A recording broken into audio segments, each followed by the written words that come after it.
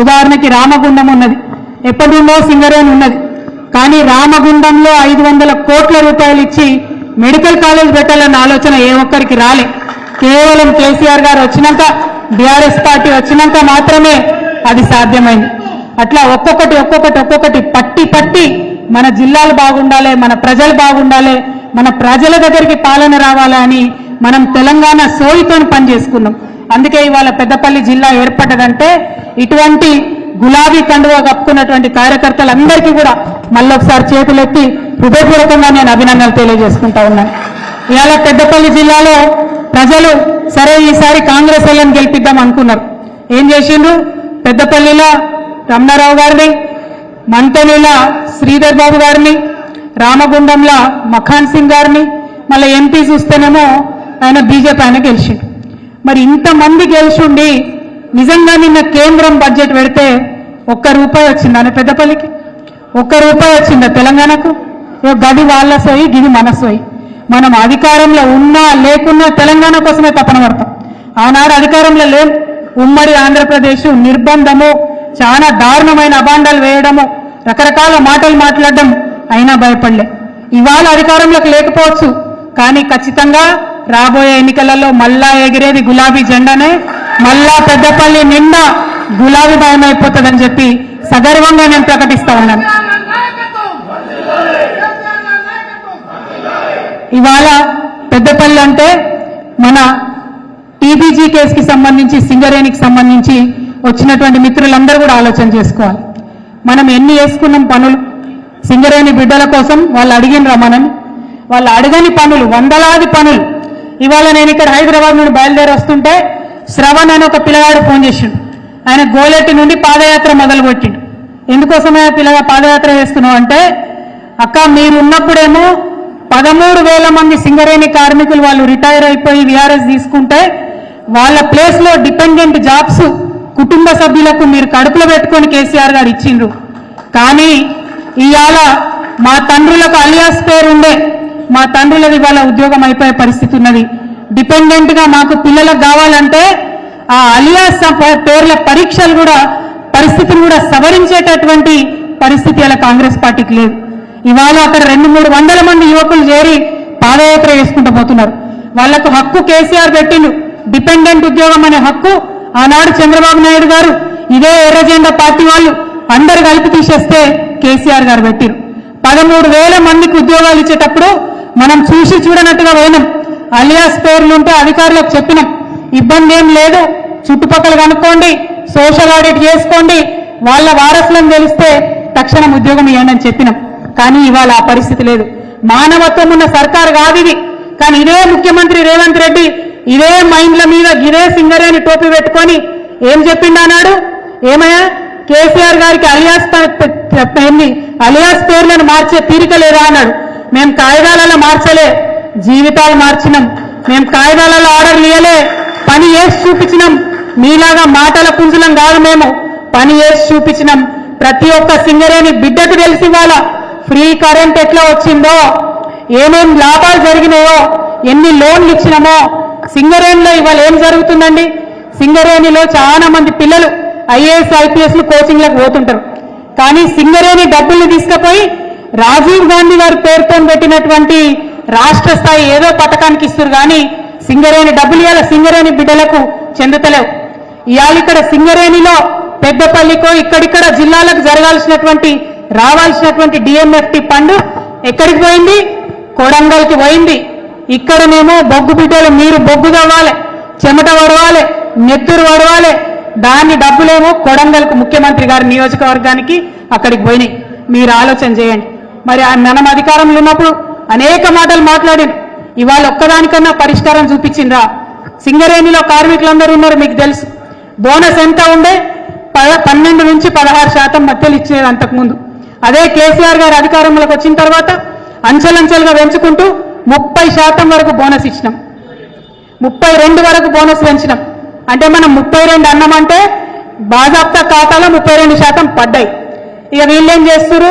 కేసీఆర్ 32 అన్నాడా, మేము 33% ఇస్తామని ప్రకటించారు. కానీ ఎంత వచ్చింది? 16-15% కూడా రాలే. అంటే అబద్ధాల సర్కార్, మోసపూరితమైన సర్కార్. నిన్నేమన్నాడు ముఖ్యమంత్రి? ఇగో జనవరి 26 నాడు చెప్తున్నా, రాజ్యాంగం మీద ప్రమాణం చేసి చెప్తున్నా, రాత్రి కల్లా రైతుల ఖాతాలలో టింగ్ టింగ్ టింగ్ అని పడతాయి. పడ్డాయని ఎక్కడైనా పైసలు? మండలానికి ఒక ఊర్లో పడ్డాయి. ఇక వీళ్ళట కేసీఆర్ అసెంబ్లీకి రావాలి. ఎందుకోసం రావాలి?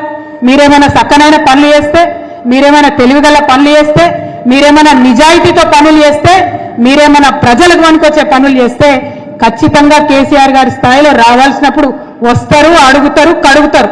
అది కాదు విషయం. మీరు అన్ని మోసమే, ప్రతిదీ మోసమే. సింగరేణి కార్మికులకు మోసమే, రైతులకు మోసమే.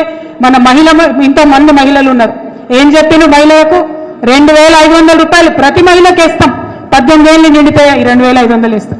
ఒక్క దగ్గర కూడా ఇవ్వలే. ఒక్క ఊర్లో కూడా కనీసం సర్వే చేసిన పాపం లేదు. మళ్ళీ ఏమన్నంటే ఏమంటారు? ఇగో మళ్ళా దరఖాస్తు పెట్టుకోండి, ఇగో మళ్ళా సర్వే చేస్తాం, ఇగో ఈసారి ఇందిరమ్మ పేరుతో సర్వే, రేపు రాజీవ్ గాంధీ పేరుతో సర్వే, ఎల్లుండి సోనియా గాంధీ పేరుతో సర్వే, కానీ డబ్బులు మాత్రం రావు. ఇదే పరిస్థితి తప్పితే ఇంకోటి ఏం లేదు. ఇవాళ అందుకనే మనం ఆలోచన చేసుకోవాలి. ఇవాళ ఉన్నటువంటి ప్రభుత్వం ఏంది, దాన్ని ఎట్లా ఎండగట్టాలి, తప్పకుండా మనం ఆలోచన చేయాలి. పెద్దపల్లి జిల్లా నిజానికి ఇది తెలంగాణ నెత్తి మీద నీటి కుండ లాంటిది. ఇదే పెద్దపల్లి జిల్లాలో కాళేశ్వరం ప్రాజెక్టు కట్టి తెలంగాణను 1 కోటి ఎకరాల మాగాని చేసుకున్నాం మనం. కానీ ఇప్పుడేం చేస్తున్నారు? ఆ కాళేశ్వరంలో మేడిగడ్డ కొంచెం రిపేర్ వచ్చింది కాబట్టి నీళ్ళియమని చెప్పి మొత్తం తెలంగాణను ఎండబెడుతున్నారు. అంతకుముందు ఇక్కడ కాళేశ్వరంలో, మేడిగడ్డలో, మనం అన్నారంలో, సుందిలలో నీటి మట్టం సంవత్సరం పొడవునా నిలువ ఉంచేది. దాంతో ఏమైంది? మొత్తం పెద్దపల్లి జిల్లాలో నీటి మట్టం పెరిగి రైతులు మంచిగా పంటలు వేసుకొని అద్భుతంగా పెద్దపల్లిలో పంటలు పండించుకున్నారు. కానీ ఇవాళ మేడిగడ్డ బాగలేదన్న పేరుతోని కనీసం నీటి నిల్వ లేకపోతే శ్రీపాద ఎల్లంపల్లిలో ఇవాళ ఓన్లీ 16 టీఎంసీలకు పడిపోయింది నీటి మట్టం. మరి యాసంగిల రైతులకు ఎంత గోసవుతుందో, తాగడానికి ఎంత గోసవుతుందో, నీళ్లకు పరిశ్రమల పరిస్థితి ఏందవుతుందో ఆలోచన ఈ ప్రభుత్వానికి లేదు.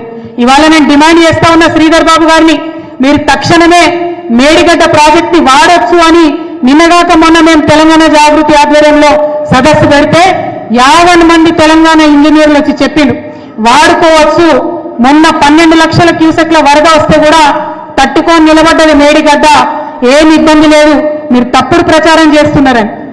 కానీ వీళ్ళు మాత్రం రాజకీయాల కోసం నీళ్లు ఇస్తలేరు. నేను శ్రీధర్ బాబు గారిని డిమాండ్ చేస్తా ఉన్నా, మేడిగడ్డ లింక్ 1 వాడండి, ఎల్లంపల్లి వరకు నీళ్లు ఇవ్వండి. ఎల్లంపల్లిని ఇవ్వాలా మీరు ఎట్లా చేసిరంటే కేవలం హైదరాబాద్కు నీళ్లు ఇవ్వాలా, పరిశ్రమలకు నీళ్లు ఇవ్వాలా, రైతులకు మాత్రం ఇవ్వద్దనే పరిస్థితి తెచ్చిండు. దాన్ని తప్పుడు ఉపయోగం చేయకండి, మంచిగా ఉపయోగించండి. ఏం చెప్పారు శ్రీధర్ బాబు గారు? మన బుల్లెట్ ని పుట్టమదన్నం తట్టుకునే ధైర్యం లేక అలవిగాని అబద్ధాలు చెప్పిండు. ఏమేమని చెప్పిండు? చిన్న కాళేశ్వరం మనం మొత్తం అనుమతులు తెచ్చినాం, చివరి ఒక అనుమతి మిగులున్నది. సంవత్సరం అయింది. ఈ ముఖ్యమంత్రి మాట్లాడితే నెలలో 3 సార్లు ఢిల్లీ పోతాడు, ప్రతి 10 రోజులకోసారి ఢిల్లీలో ఉంటాడు. కానీ ఇంతవరకు అనుమతులు తీసుకురాలేదు. అదేవిధంగా ఎత్తిపోతల పథకాలు మనం శాంక్షన్ చేసుకున్నాం, కానీ ఇంతవరకు శ్రీధర్ బాబు గారు దాని గురించి మాట్లాడతలేరు. ఈ ప్రాంత రైతుల మీద శ్రీధర్ బాబు గారికి కానీ కాంగ్రెస్ పార్టీకి కానీ చిత్తశుద్ధి లేదన్న విషయం మనకు మాటిమాటికి రుజువైతా ఉంది. కాబట్టి పెద్దపల్లి ప్రాంత రైతాంగాన్ని అంతా కూడా నేను కోరుతా ఉన్నాను, మీరు తప్పకుండా నిలదీయాలి. మరి పెద్దపల్లిలో కూడా మన వాగు ఏదైతే ఉంటుందో, హుసేన్యా వాగు ఏదైతే ఉంటుందో దానికి కాళేశ్వరం లింక్ కెనాల్ పెట్టుకొని నీళ్లు ఇచ్చినాం మనం ఇన్ని రోజులు. దాని కింద రైతులకు నీళ్లు ఇచ్చినాం. కానీ ఇవాళ పోయిన సంవత్సరం ఆ లింక్ కెనాల్ నీళ్ళు కింద పెట్టిండు, ఈ సంవత్సరం కూడా ఇంతవరకు నీళ్లు ఇచ్చేటటువంటి ఆస్కారమే కనబడతలేదు.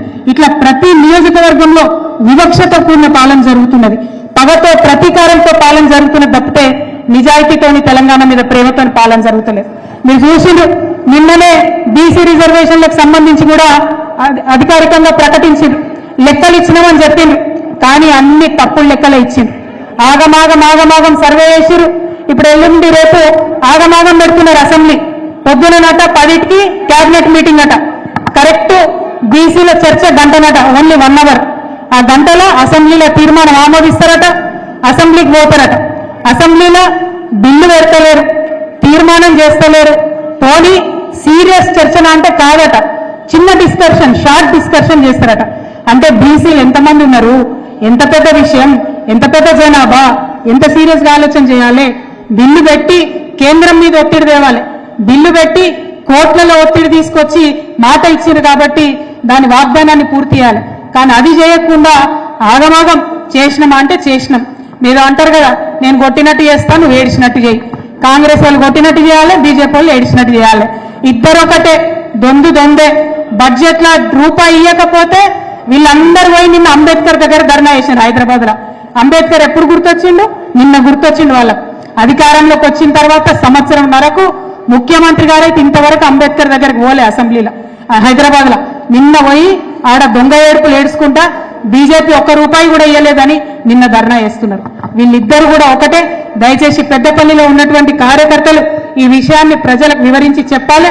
మనకు లోకల్ బాడీ ఎలక్షన్స్ వస్తున్నాయి. ఈ లోకల్ బాడీ ఎలక్షన్స్ లో బీఆర్ఎస్ పార్టీ సత్తా చూపించే విధంగా మనందరం కూడా సంసిద్ధం కావాలని చెప్పి నేను మీ అందరినీ కూడా రిక్వెస్ట్ చేస్తా ఉన్నాను. మరి ఇక సింగరేణిలో తొందరలోనే ఎన్నికల సైరన్ మోగుతుంది. మోగినప్పుడు మళ్ళా బాణం గుర్తుదే హవా అవుతుంది. ఎట్ ఎనీ కాస్ట్ గడియారం పని పడతాం, బాణం గుర్తుదే మళ్ళా మనకు హవా అవుతుంది అనే విషయాన్ని మీ అందరికీ తెలియజేస్తా ఉన్నాను. ఎందుకంటే మనం ఇచ్చిన వాగ్దానాల కన్నా ఎక్కువనే చేసినాం తప్పితే సింగరేణి కావచ్చు, ప్రజల విషయాలు కావచ్చు, ఎక్కడ కూడా మనం తక్కువ చేయలేదు. కాబట్టి మళ్ళీ టీబీజీకేఎస్ కి బీఆర్ఎస్ కి మనందరికి కూడా మంచి రోజులు వస్తాయని మీ అందరికీ తెలియజేస్తూ, మరి వేదిక మీద హాజరైనటువంటి ఉన్నటువంటి ప్రతి ఒక్క కార్యకర్తకు, ప్రతి ఒక్క నాయకుడికి కూడా హృదయపూర్వకంగా శుభాకాంక్షలు. జై తెలంగాణ, జై తెలంగాణ. కేసీఆర్ గారి నాయకత్వం, కేసీఆర్ గారి నాయకత్వం. జై బీఆర్ఎస్, జై టీబీజీకేఎస్. Thank you.